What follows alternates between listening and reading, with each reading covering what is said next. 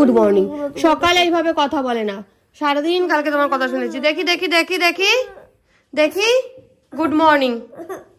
সকালবেলা আবার এসব শুরু করো না কান্নাকাটি। এটা কি হচ্ছে বাবা 2 দিন ধরে? নমস্কার সবাইকে, ওয়েলকাম টু মাই ব্লগ। আর আজকে শুক্রবারের দিনের সকাল, কিয়ান যাবে স্কুলে। আমি আসছি আজকে মাম্মা। আর এই গতকাল আর আজকে কিন্তু কিয়ান বিছানা থেকে ওঠার সময় একটু কান্নাকাটির মতো করছে।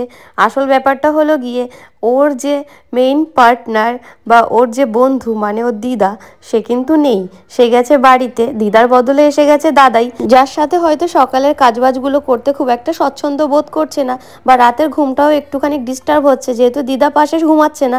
সেই জন্য সকালবেলা বলছে মা আমার ঘুম ছাড়ছে না, আরেকটু ঘুমাতে দাও, আরেকটু ঘুমাতে দাও। আর এই চাটা করলাম বাবার জন্যেই। তো বাবা যেহেতু এখন কিয়ানকে উঠাতে গেছে, তারপরে একটা দীর্ঘ যুদ্ধ, আর তারপরে কিন্তু তাকে উঠানো গেছে। আর আমি রান্নাঘরে চলে এসেছি ওর জন্যে ব্রেকফাস্ট তৈরি করতে।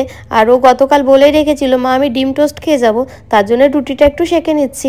আর এই যে বাচ্চারা না দীর্ঘ সময় একটা মানুষের সাথে থাকলে এমনভাবে অভ্যস্ত হয়ে যায় না, চট করে একটা পরিবর্তন ওদের মধ্যে খুবই একটা প্রভাব ফেলে। কিয়ানের ক্ষেত্রেও তাই, যেহেতু সবসময় ও দিদার সাথে থেকে ঘুমিয়ে দিদার সাথে সকালবেলা উঠে অভ্যস্ত, মাঝখানে এই যে 2-3 দিন হয়ে গেছে ওর দিদা নেই, এই পরিবর্তনটা ওর জন্য একটুখানি প্রবলেমের হচ্ছে, যার জন্য রাতে ঠিকঠাক ঘুমও হচ্ছে না বলছে, আর সকালবেলা উঠতে বিরক্ত করছে। কারণ এর থেকে খুব বেশি ঠান্ডাতেও ও টপাটপ উঠে গেছে, আর এখন তো ঠান্ডা অনেকটাই কমে গেছে। যদিও সবার একটু বিছানা ছাড়তে কষ্ট হয়, বাচ্চাদের তো আরও একটু বেশি, কিন্তু যা হোক কষ্ট করে উঠিয়েই ফেলেছি। ও দাদাই জোর করে কোলে করে উঠিয়ে টুঠিয়ে এখন একটু ম্যানেজ করা গেছে। আর এই যে দেখো কথা বলতে বলতে আমি ওর জন্যে একটুখানি ডিমটা ফেটে নিয়ে নুন গোলমরিচ দিয়ে তারপরে ব্রেডগুলো দিয়ে একটু এদিক ওদিক চুবিয়ে আর অলিভ অয়েল একটু ভেজে নিয়েছি। ব্যাস, ওর ব্রেড টোস্ট একদম রেডি। এবার এটাকে সার্ভ করার পালা। আর সকালবেলা এটা ওকে এমনি দিলেও খায়, তো আমি এখন যেহেতু একটু দিচ্ছি কেচাপ দিয়ে, কারণ বাবুর আবার মুড ভালো নেই। তারপরে আবদার চলে এলো মা একটু খাইয়ে দিতে হবে, তো সেটাও এখন পালন করার পালা। আর তার আগে এইদিকে বাবুর আবার স্বাদ হয়েছে, তার দাদাই নিয়ে এসছে তার জন্যে হাত মোজা, তো সেই জোড়া নাকি আজকে পরে যেতে হবে স্কুলে। যদিও হাত মোজা পরার মতো ঠান্ডা মনে হয় না এখন আর আছে, কিন্তু তার আবদার নাকি সবাই স্কুলে হাত মোজা পরে যায়। অ্যাকচুয়ালি কেউই পরে না, আমি তো দেখিনি কাউকে, তো তাকে নাকি হাত মোজাই পরে যেতে হবে।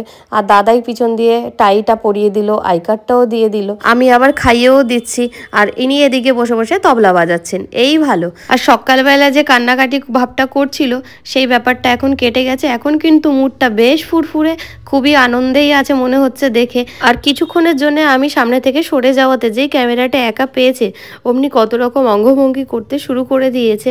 আর মুড ভালো থাকলে যা হয়, দুষ্টুমি তো একেবারেই কম থাকে না। তো ওকে খাইয়ে চলে এসেছিলাম টিফিন দেওয়ার জন্যে। আর ও যদিও বলেছিল মা ফল দিও, কিন্তু আজকে ফল বলতে কমলা লেবুই ছিল, আর তেমন কোনো ফল ছিল না ঘরে। তো যা হোক ভাবলাম কেক আর একটুখানি কমলা লেবু দিয়ে দেবো, কিন্তু এমনই কপাল, কমলা লেবুটা যে ভাঙলাম, ভেঙে দেখছি কমলা লেবুটা পচতে শুরু করেছে একটা দিক দিয়ে। তো যা হোক ভাবলাম ছাড়িয়ে কিছু একটু পাওয়া যায়, দেখো কিছুটা পচা, আমি ভাবলাম এদিক দিয়ে ছুরি দিয়ে কেটে বাদ দিয়ে যদি কিছুটা দেওয়া যায়, কিন্তু না, কাটার পরে দেখো পুরো ভেতরটা ফাঙ্গাস হয়ে গেছে। এটা তো আর ওকে আমি কোনোভাবেই দেবো না টিফিনে, এটাকে বাদই দিলাম। আর শেষমেশ দিতে হলো এই যে একটা ডার্ক ফ্যান্টাসি বিস্কিট আর কেকটা, যদিও দুটোই কেনা খাবার হয়ে গেল, ঘরে তৈরি কিছু দিলেই ভালো হতো, কিন্তু আমার কাছে আর অত যথেষ্ট টাইম নেই, কারণ ভেবেছিলাম ফলটা দিয়ে দেবো, সেটা আর হলো না। আর এদিকে ইনি যোগা প্র্যাকটিস করছে, মানে এখন খুব খুশি। সকালে উঠতে একটা যা কান্নাকাটি দেখালো, গতকালও না তাই করেছিল, এমন কান্নাকাটি করছিল আমার ঘুম ছাড়ছে না, আমাকে প্লিজ আর একটু ঘুমাতে দাও। গুডবার মতো লেখাপড়া মন দিয়ে করো, ঠিক আছে? আজকে এই 2 দিন একটু সকালবেলা, আজকে আমি স্কুল যাব না বললে হয়?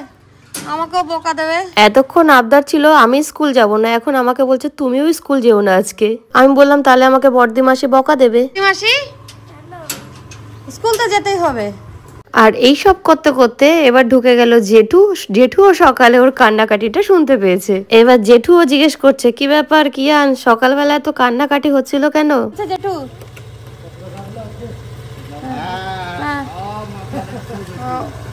ওকে আর একটু ঘুমোতে দিতে হবে, ঘুম নাকি রাতে ভালো করে হচ্ছে না। আর এই তো জেঠু বলাতে একটু লজ্জা পেয়ে গেছে যে কতটা কাঁদলে আজকে। তো এখন আজকে নিয়ে যাচ্ছে দাদাই স্কুলে। আর এই কয়দিন ও দাদাই থাকাতে আমার এই সকালবেলা রেডি হয়ে বেরোনো, স্কুলে দিয়ে এসে আবার রান্না বসানো, এই ঝামেলাটা সত্যি একটু কম হয়েছে। তো ওরা এখন বেরোনোর জন্য একেবারে রেডি। সকালের পর্ব সবে এখানে শেষ হলো। সারাদিনের অন্য ব্যস্ততা তো রয়েছে, কিন্তু সকালের দিকে প্রত্যেক মায়েদেরই এরকম ব্যস্ততার মধ্যে দিয়েই জীবন কাটে। তো চলো আজকের ব্লগটা এখানেই শেষ করছি, দেখা হবে পরের ব্লগে। ততক্ষণ সবাই ভালো থেকো।